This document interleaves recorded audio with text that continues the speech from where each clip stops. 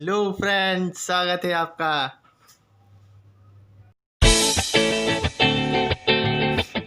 स्वागत करता हूं मैं आपका। मेरा नाम अमित सिंह कुशवाहा और आज हम फिर से कंटिन्यू करेंगे physical properties of alkyl halides.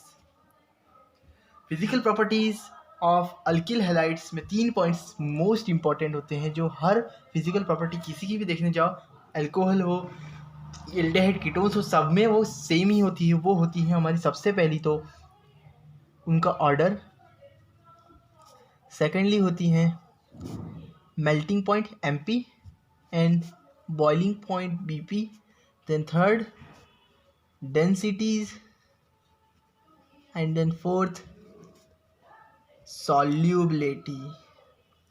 तो फ्रेंड्स, बारी बारी हम सब पे बात करेंगे। सबसे पहले चलते हैं ऑर्डर पर। ऑर्डर मतलब खुशबू या बदबू, जो भी। ऑर्डर मतलब कि उनकी स्मेल कैसी होती है। तो अगर अपन बात करें तो अपने जो एल्किल हैलाइड्स होते हैं वैसे तो उनका कुछ ऑर्डर नहीं होता है, लेकिन हम अगर उनकी कलर की बात करें तो कलर में अगर वैसे तो सभी कलरलेस होते हैं, लेकिन जो ब्रोमाइड और जो अपने आयोडाइड होते हैं उनको अगर अपन लाइट में एक्सपोज कर देंगे तो वो कलर, उनमें कलर आ जाता है। उनमें कलर आ जाता है लाइट के थ्रू, सनलाइट के थ्रू। ठीक है, हमारे ऑर्डर का यही कारण है। अब मेल्टिंग और बॉइलिंग पॉइंट, ये बहुत इंपॉर्टेंट पॉइंट है, मेल्टिंग और बॉइलिंग पॉइंट।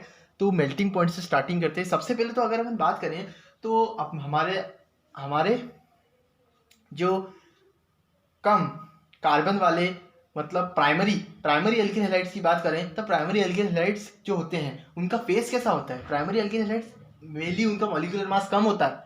मॉलिक्यूलर मास कम होने की वजह से वो गैस होंगे। मॉलिक्यूलर मास 1 डिग्री का मॉलिक्यूलर मास कम होता है, तो मॉलिक्यूलर मास कम होगा तो वो गैस में होंगे। तो अपन कह सकते हैं कि अपना जो फेज होगा क्या, किसका, 1 डिग्री का, मतलब प्राइमरी एल्किल हैलाइड्स का, वो गैस होगा। सेकेंडरी और थर्ड होते हैं वैसे तो उनके मॉलिक्यूलर मास बढ़ते जाते हैं, तो वो लिक्विड एंड सॉलिड अपने फेज ले लेते हैं। तो इनके फेज लिक्विड और सॉलिड होते हैं। अगर अपन मेल्टिंग और बॉइलिंग पॉइंट की बात करें, क्योंकि polarity due to high polarity of halogen. अब उनकी पोलैरिटी, किसकी, हेलोजन की पोलैरिटी बहुत ही ज़्यादा होती है। कैसी ज़्यादा होती है आपको पता है, वो इलेक्ट्रॉन अपनी तरफ खींच लेता है तो उसकी पोलैरिटी ज़्यादा हो गई, है ना। वो इलेक्ट्रॉन अपनी तरफ खींच लेता है तो उसकी पोलैरिटी ज़्यादा हो गई। अब अपन ने पहले हिसाब से देख लिया। अब दूसरे हिसाब से ये देखते हैं कि अगर वो आइसोमेरिक होते हैं, मतलब अगर उनके अंदर ब्रांचिंग होती है तो ब्रांचिंग का क्या होगा। और पहली बात ये नोट कर लें, सबसे इंपॉर्टेंट बात, कि अगर more will be branching, less will be MP और BP। मतलब जब भी अपन को कोई भी 4 कंपाउंड दे दिए जाए और बोले कि इनको आपको इंक्रीजिंग या डिक्रीजिंग, मेल्टिंग या बॉइलिंग पॉइंट के हिसाब से अरेंज करना है, तो अपन क्या रूल लगाएंगे। सबसे पहले तो ये देखेंगे कि अगर उनके अंदर ब्रांचिंग ज़्यादा है, ब्रांचिंग ज़्यादा होना मतलब बहुत सारे सब्स्टिट्यूएंट्स लगे हुए हैं, ब्रांचिंग ज़्यादा हो रही है, तो मतलब उनका बॉइलिंग पॉइंट कम होगा। क्यों? क्योंकि एरिया ऑफ कॉन्टैक्ट जो है, एरिया ऑफ कॉन्टैक्ट वो कम हो जाएगा। एरिया ऑफ कॉन्टैक्ट कम होने की वजह से उनका बॉइलिंग या मेल्टिंग पॉइंट भी कम हो जाएगा। ठीक है, एरिया ऑफ कॉन्टैक्ट का मेल्टिंग और बॉइलिंग पॉइंट भी कम हो जाएगा। फोर्स ऑफ अट्रैक्शन घट जाएगा, है ना, फोर्स ऑफ अट्रैक्शन घट जाएगा। ठीक है, एक बार एग्जाम्पल देख लेते हैं। मान लो अगर दिया है CH3Cl, CH3, CH2, CH3Br और CH3, CH2, CH2, CH4, CH3, CH3, CH3 और I। अब इनमें से बताना है कि किनका मेल्टिंग या बॉइलिंग पॉइंट ज़्यादा होगा और किनका कम होगा, मतलब उनको इंक्रीजिंग ऑर्डर में करना है। तो यहाँ देख सकते हैं कि मेल्टिंग पॉइंट और बॉइलिंग पॉइंट किस हिसाब से देखा जा सकता है कि कितनी कम ब्रांचिंग और कितनी ज़्यादा ब्रांचिंग है। तो सबसे ज़्यादा ब्रांचिंग इसमें देखने मिल रही है, एक सब्स्टिट्यूएंट 2 सब्स्टिट्यूएंट, उसके बाद इसमें देखने मिल रही है एक ही है, और इसमें तो कोई भी ब्रांचिंग नहीं है। ये माने तो इसका नाम क्या होगा, इसका नाम होगा क्लोरोमीथेन या मिथाइल क्लोराइड होगा। ठीक है, ये अपना सिंपल है, प्राइमरी है।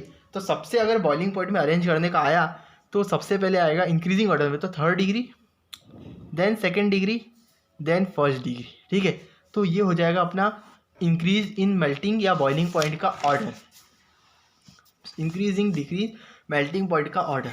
अब चलते हैं डेंसिटी की ओर। डेंसिटी भी एक बहुत ही इंपॉर्टेंट टॉपिक है, और डेंसिटी हमने 2 कर लिए हैं, अब हम तीसरे और लास्ट सेकंड हमारा जो है उस पर चलते हैं, जो हमारा है डेंसिटी। अब अल्किल फ्लोराइड और अल्किल ब्रोमाइड जो होते हैं वो जनरली लाइटर होते हैं। अगर अपन बात करें अल्किल ब्रोमाइड की और अल्किल आयोडाइड की, तो वो होते हैं पॉलीहैलाइड्स।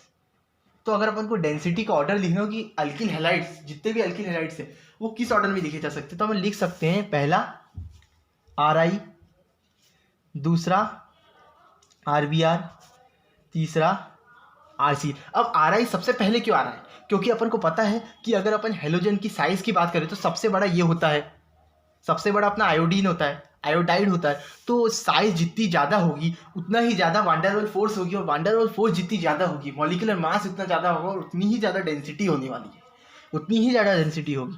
और Br और Cl उनकी साइज क्योंकि कम है, तो वो इसलिए अपन देख रहे हैं ना ऑर्डर किस हिसाब से जा रहा है, सबसे पहले I आ रहा है, Br आ रहा है, Cl आ रहा है ना, तो उस हिसाब से ऑर्डर देख सकते हैं अपन, तो इस हिसाब से होता है। और मिथाइल आयोडाइड होती है, उसकी डेंसिटी सबसे ज़्यादा होती है as size alkyl group increases, तो density of alkyl group go on increasing. ठीक है, अगर मान लो ऐसा दे रखा है अपन को एग्जांपल के, हाइपोथेटिकल एग्जांपल, CH3I, CH3CH2I और NCH3H7I और NC4HNI।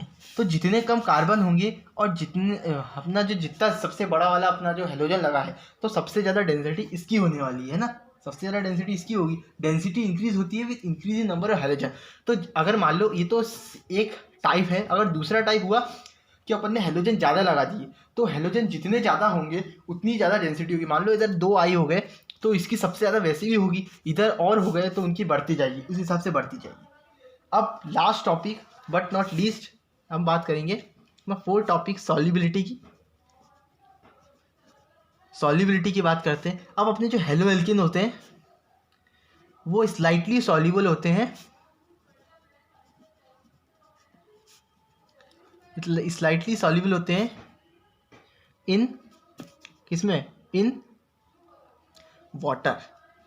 वाटर में बहुत स्लाइटली सॉल्युबल होते हैं, क्योंकि पहली बात तो जब ये जाते हैं उनके, तो उनके अंदर जो बॉन्ड बनते हैं हेलो एल्किन की, वो बॉन्ड की जो एनर्जी इतनी कम होती है कि वो जो हेलोजन इतनी कम होती है एनर्जी कि वो हाइड्रोजन बॉन्ड को तोड़ ही नहीं पाते।